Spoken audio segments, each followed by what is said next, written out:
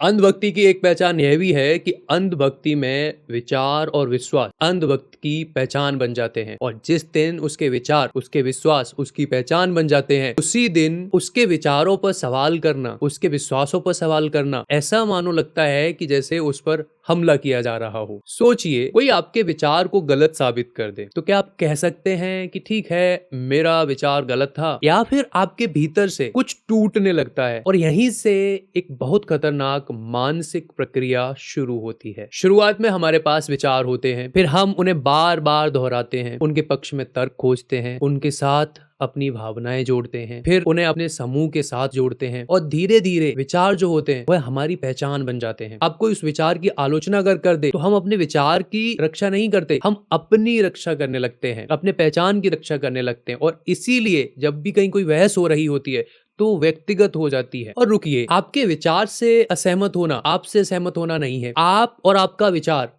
दोनों बिल्कुल अलग बातें हैं। आपके पास कोई विचार हो सकता है और कल उसे आप बदल भी सकते हैं, लेकिन अगर आप कहते हैं मैं ऐसा ही हूं, मेरे लोग ऐसा ही मानते हैं, हमारे यहाँ तो ऐसा ही होता है, तो अब विचार सिर्फ विचार नहीं रहा, वह आपकी पहचान का हिस्सा बन गया है। और पहचान को बचाने के लिए मन तथ्य को तोड़ भी सकता है, क्योंकि उसके लिए अब सवाल यह नहीं है कि सत्य क्या है, सवाल है मैं गलत कैसे हो सकता हूँ। और इसीलिए बौद्धिक स्वतंत्रता का पहला कदम है अपने विचारों से थोड़ी दूरी बनाना, कह सकना यह मेरा विचार है और यह मैं हूँ, मैं अपना विचार नहीं हूँ। क्योंकि जिस दिन आप अपने विचार के मालिक होने की बजाय उसके रक्षक बन जाते हैं, उसी दिन विचार, आपका विश्वास, आपकी स्वतंत्रता नहीं रहता, वह आपकी पहचान की एक जेल बन जाता है, एक ऐसी मानसिक जेल जिसमें अक्सर अंधभक्त कैद रहते हैं।